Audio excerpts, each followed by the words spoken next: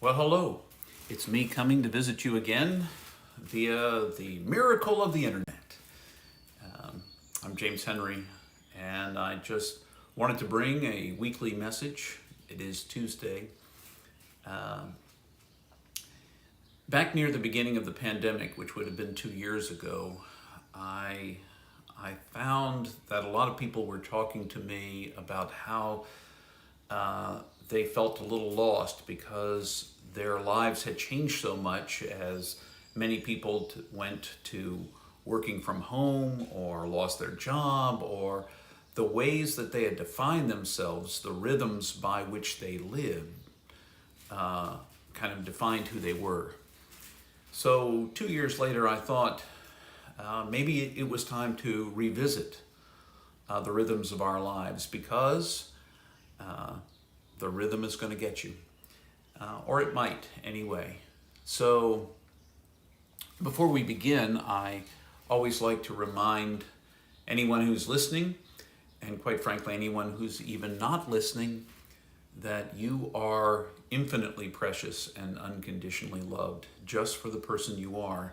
You are a unique, once in all eternity reflection of the goodness of God. You do it uniquely by being you, and so being you is good. Being you is good. And for me, being me is good. But be you. So as I thought about the rhythms of my life, they have certainly changed since the pandemic began.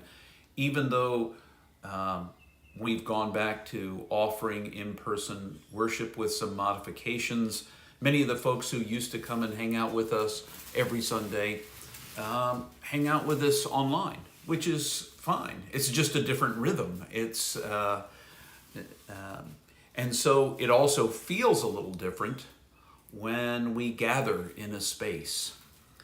But, and also during the week, many of the things I used to do, perhaps go out and hang out more often in a coffee shop, or leave the house more frequently to go places, have also changed. My rhythm is to move from the bedroom in the morning to the kitchen, to my office space and sacred chair, back into the kitchen perhaps, or the living room, and then once a week here into the dining room. And that rhythm becomes the way that I feel normal, usual, whatever normal or usual is. I want to say that each one of us is more than the rhythm we keep. Even if our rhythm involves, and we all, I think we thrive a little bit on some kind of rhythm in our lives, setting a rhythm for our lives, particularly if it's intentional. If we make space in there to care for ourselves and to care for others that matter to us, as well as to take care of whatever work we're doing, or the other things that are parts of our lives.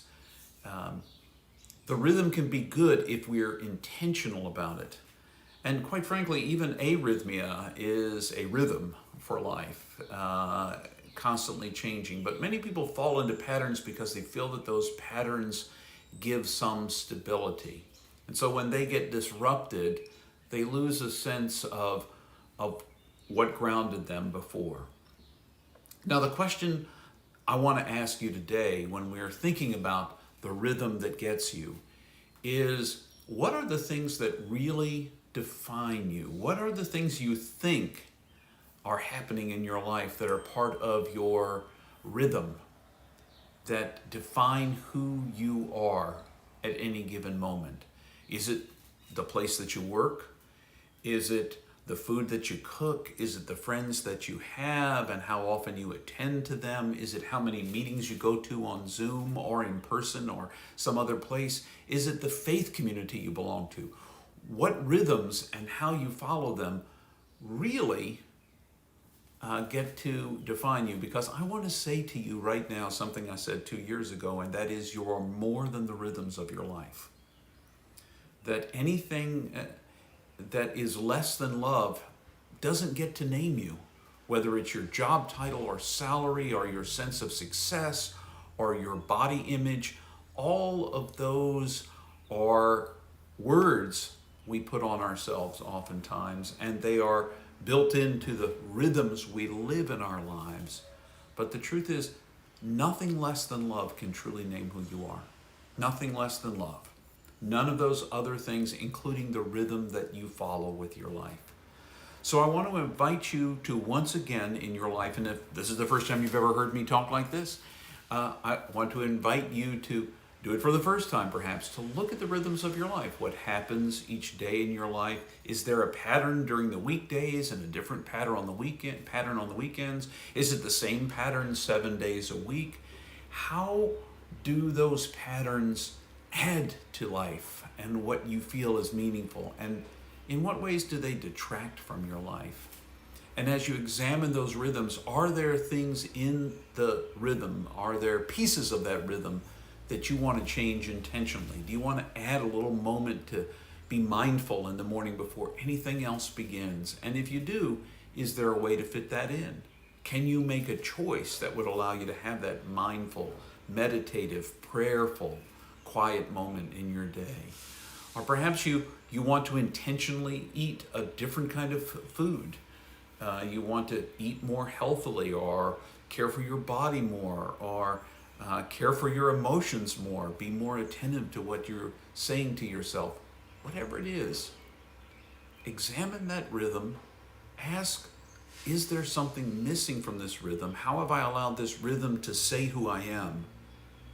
And is there something I can add, something I can change, something I can drop that will ground me more in this moment and remind me that nothing less than love names me? Remember, my friends, you are infinitely precious and unconditionally loved because you are you. And that is a gift to me and to everyone around you. Be you, the best you can be, undefined by some of the patterns you've set in your life, but more defined by the fact you are a reflection, a unique one, of God's infinite love and blessing. Have a great week. Have a good week, and I'll see you again. Thanks for coming today.